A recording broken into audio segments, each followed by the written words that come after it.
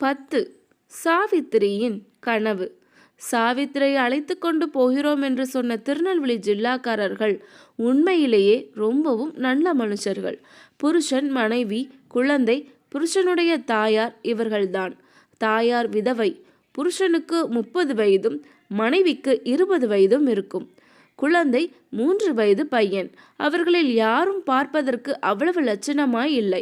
கணபதி அவருடைய பெயருக்கு ஏற்றதைப் போல கட்டையும் குட்டையுமாக கொஞ்சம் இளம் தொந்தி விழுந்தும் காணப்பட்டான். கருப்பு நிறம்தான். முகமும் கன்னமும் சதப்புமாய் சப்பையாய் இருந்தது. ஐயம் ஜெயம் அவனை விட சிவப்பு. ஆனால் முகத்தில் அம்மை வடு போததற்கு மேல்வாய்ப்பல் 2 முன்னால் நீண்டு வந்திருந்தது. இதை மறைப்பதற்காகவே ஜெயம் அடிக்கடி உதடை இழுத்து மூடிக்கொண்டாள்.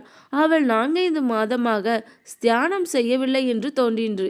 இந்த குடும்பத்தார் ஒருவரோடொருவர் கொண்டிருந்த அன்னோனியம் சாவித்திரிக்கு அளவில்லாத ஆச்சரியத்தை அளித்தது. என்ன அன்பு, என்ன அக்கறை!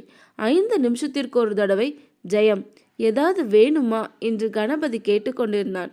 என்னடாப்பா, பிள்ளைத்தாச்சி பொன் பட்டினியா இருக்கிறாளே, ஏதாவது வாங்கிட்டு வந்து கொடேண்டா என்று தாயார் அடிக்கடி சொல்லி கொண்டிருப்பாள். நான் தான் வெறுமனை சாப்பிட்டுட்டே இருக்கேனே, அம்மா தான் பச்சை ஜலம் வாயிலை விடாமல் இருக்கார், அவருக்கு ஏதாவது பழம் கிளம் வாங்கி கொடுங்கோ என்பாள் ஜெயம். ஜெயம் எதற்காவது எழுந்து நின்றால் சொல்லி வைத்தார் போல் கணபதி அவனுடைய தாயார் 2 பேரும் எழுந்திருந்து என்ன வேண்டும் ஜெயம் என்று கேட்பார்கள்.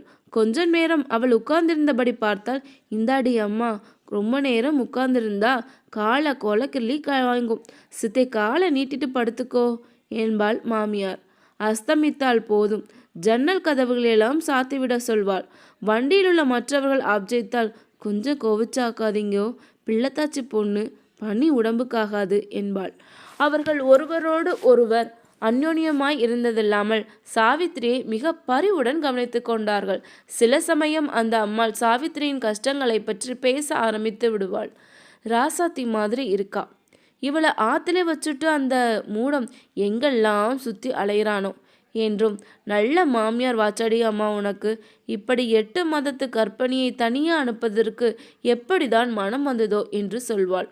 கணபதி பேசாமல் இரி அம்மா என்று அடக்குவான். நீ சும்மா இருடா, என்னமோ அந்த துஷ்டத்திற்கு பறிஞ்சு பேசுறதுக்கு வந்துட்டேன், உனக்கு என்ன தெரியும் ஊர் சமாச்சாரம்? இந்த சாது பெண்ணை அந்த ராட்சசி படுத்தி வச்சது ஊரெல்லாம் சிவப்பா சிரிச்சது. பாவம், இவளுக்கு பிறந்தகமும் வகையில்லை போல இருக்கு, அவாதான் வந்து தலைச்சம்பிள்ளையாவை பார்த்துட்டு அழைச்சிட்டு போக வேண்டாமோ என்பாள். மாமியார் இப்படி ஏதாவது பேசும்போதெல்லாம் மாட்டுப்பெண்ணின் முகத்தில் பெருமை கூத்தாடும். அவளுக்கு புக்கத்தை போலவே பிறந்த வீடும் நன்றாய் வாய்த்திருந்தது என்ற சம்பாஷணையில் சாவித்திரி தெரிந்து கொண்டாள். ஜெயத்தின் அப்பாவிற்கு 2 மாதமாய் உடம்பு சரியில்லை என்று தகவல் வந்ததாம். ஒருவேளை நான் பிழைக்கிறேனோ இல்லையோ, என் பெண்ணையும் மாப்பிளையும் ஒரு தடவை பார்த்துவிட்டால் தேவலை என்று அவர் சொன்னாராம். அதன் பேரில்தான் இப்போது இவர்கள் திருநெல்வேலிக்கு போய்கொண்டிருந்தார்கள். இந்த குடும்பத்தையும் இவர்கள் ஒருவரோடு ஒருவர் காட்டும் அன்பையும் பார்க்க பார்க்க சாவித்திரிக்கு ஆச்சரியம் அதிகமாய் கொண்டிருந்தது. உலகத்தில் இப்படியும் மனுஷால் இருக்கிறார்களா? இந்த மாதிரி இடமாய் பார்த்து நம்மையும் அப்பா கொடுத்திருக்க கூடாதா? இவ்வளவு மோசமான இடத்தில் கொண்டு போய் தள்ளினாரோ என்று ஒரு நிமிஷம் நினைப்பாள். அப்பா பேரில் என்ன தப்பு? அவர் எவ்வளவோ பணத்தை காசை செலவழித்து நாம் ஒத்தாசையாய் இருக்க வேண்டும் என்று வசந்த இடமாய் பார்த்துதான் கொடுத்தார்.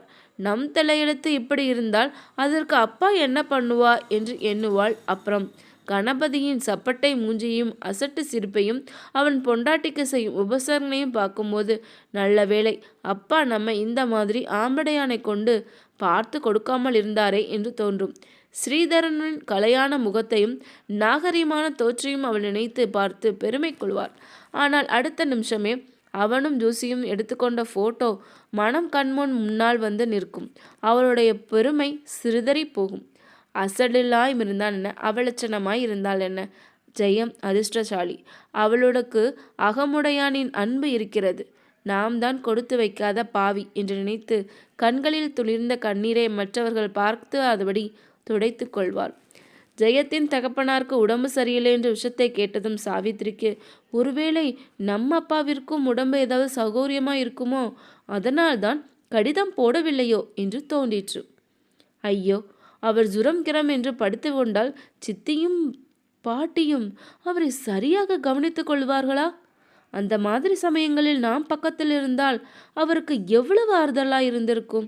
ஐயோ, நான் பெண்ணாய் பிறந்த அப்பாவுக்கு கஷ்டத்தை தவிர வேறென்ன கொடுத்தேன்? இந்த வயதில் ஒரு பிள்ளை இருந்தால் அவருக்கு எவ்வளவு ஒத்தாசையாய் இருக்கும். பாலும் பெண் ஜென்மம் எடுத்துட்டோம், பிள்ளையாய் பிறந்திருக்க கூடாதா என்றெல்லாம் எண்ணி பெருமூச்சு விடுவாள்.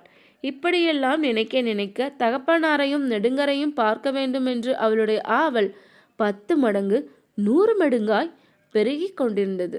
மணிக்கு 30 மைல் வேகத்தில் ரயில் போய்க் கொண்டிருந்த போதிலும் அதிலிருந்த ஒவ்வொரு நிமிஷமும் சாவித்திரிக்கு ஒரு யுகமாக தோன்றியது. கணபதியின் குடும்பத்தார் சென்னை பட்டணத்தில் இறங்கி 2 நாள் சிரம பரிகாரம் செய்து கொண்டு பிறகு திருநெல்வேலிக்கு கிளம்ப உசைத்திருந்தார்கள். ஒரே பிரயாணமாய் போனால் பிள்ளத்தாச்சி பெண்ணுக்கு உடம்பு ஆகாதென்று கணபதியின் தாயார் சொல்லிவிட்டார். ஆகவே சென்னையில் அவர்களுக்கு தெரிந்த வீட்டில் தள்ளிவிட்டு போக வேண்டும் என்று தீர்மானித்தார்கள். சாவித்திரியும் தங்களுடன் இருந்துவிட்டு போகும்படி சொன்னார்கள். அவள் அதற்கு இணங்கவில்லை. இந்த நல்ல மனுஷர்கள் காட்டிய அபிமானத்திலும் அனுதாபத்திலுமே அவர்களை சாவித்திரிக்கு பிடிக்காமல் போயிருந்தது. அவளுடைய துரதிருஷ்டத்தை பற்றி கணபதியின் தாயார் அடிக்கடி பேசியதும் அதை கணபதியும் ஜெயமும் தடுக்க முயற்சித்ததும் சாவித்திரிக்கு பரம சங்கடத்தை அளித்தன. இவர்களே தமக்கு முன்பின் தெரியாதவர்கள். இனிமேல் இவர்கள் தெரிந்தவர்கள் வீட்டுக்கு போய் அவருடைய பரிதாபத்திற்கும் ஆளாக வேண்டுமா? மேலும் நெடுங்கரைக்கு போய் சேலும் ஆவல் சாவித்திரிக்கு அளவில்லாமல் இருந்தது. ஆகையால் தன்னை பெண் பிள்ளைகள் வண்டியில் ஏற்றிவிட்டால் போதும், போய்விடுவதாக அவளிடம் சொன்னாள். தங்களுடன் தங்கி போகலாம் என்று அவர்கள் எவ்வளவு சொல்லியும் கேட்காமல் போகவே அவளை அப்படியே ரயிலில் ஏற்றிவிட்டார்கள். ஸ்ரீகள் வண்டியில் அன்று அதிகம் பேரில்லை, கொஞ்சம் 5-6 பேர் தான் இருந்தார்கள். ஆகையால் இடம் தாராளமாய் இருந்தது. சாவித்திரி தனியாய் ஒரு மூலையில் போய் பெட்டியை வைத்து கொண்டு உட்கார்ந்தாள். அவளுக்கு எதிர் பெஞ்சில் உட்கார்ந்திருந்த ஸ்திரீ சற்று நேரத்திற்கெல்லாம் சாவித்திரியிடம் பேச்சு கொடுத்தாள். அவள் யார், எந்த ஊர், எங்கிருந்து எங்கே போகிறாள், ஏன் தனியாக போகிறாள் என்றெல்லாம் விசாரித்தாள். சாவித்திரி சுருக்கமாக பதில் சொல்லி கொண்டு வந்தாள். ஐயோ பாவம், பிள்ளைத்தாச்சி பொண்ணை தனியாக அனுப்பிச்சிட்டாங்களே என்று அந்த ஸ்திரீ ரொம்பவும் பரிதாபப்பட்டாள். பிறகு கல்கத்தாவிலிருந்து கண்ணை முழிச்சுட்டு வந்திருக்க, பெட்டியை எடுத்து கீழே வச்சுட்டு படுத்துக்கோ அம்மா என்றாள். சாவித்திரிக்கும் தூக்கம் கண்ணை சுற்றி கொண்டு வந்தது. பெட்டியை திறந்து ஒரு புடவையை எடுத்து தலைமாட்டில் வைத்து கொண்டு படுத்தாள். 2 நிமிஷமெல்லாம் தூங்கிவிட்டாள். சாவித்திரி கனவு கண்டாள். அவளுக்கு குழந்தை பிறந்து விட்டது. குழந்தை மனுஷிய குழந்தை மாதிரியே இல்லை, தெய்வலோகத்து குழந்தை மாதிரி இருந்தது. அந்த முகத்தை பார்த்து கொண்டிருந்தால் போதும், பசி தாகம் ஒன்றும் தெரியாது. அது சிரிக்கின்ற அழகை தான் என்னவென்று சொல்வது? சாவித்ரி குழந்தையை மடியில் வைத்து கொண்டு கொஞ்சி கொண்டிருக்கிறாள். அவளை சுற்றிலும் எல்லோரும் வந்து நின்று கொண்டிருக்கிறார்கள். அப்பா, சித்தி, பாட்டி, மாமனார், மாமியார் எல்லோரும் தான். மாமியாருக்கு பின்னால் இவரும் சங்கோச்சப்பட்டு கொண்டு நிற்கிறார். எல்லாரும் குழந்தையை எடுத்துக்கொள்ள ஆவலா இருக்கிறார்கள். சித்தி கொடுடிய குழந்தையை பார்த்துட்டு கொடுத்துடுறேன் என்று தங்கம்மாள் கொஞ்சுகிறாள், கெஞ்சுகிறாள்.